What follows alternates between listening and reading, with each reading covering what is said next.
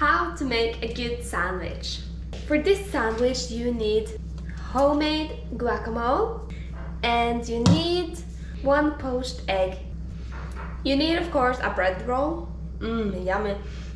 Smells and tastes delicious. Split it in 2 and I will have some tomatoes, cucumber, and always wash your vegetables. Yellow paprika. You start by putting guacamole on.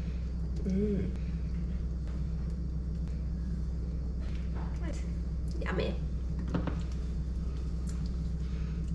And then some cucumbers, tomatoes, paprika, and then poached egg.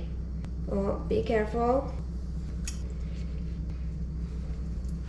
And you will just make a little cut in your poached egg like that, and then put it on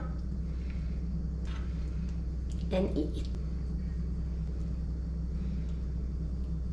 If you like my video, please like and subscribe to my channel. Comment below if you want me to do something else. Bye bye!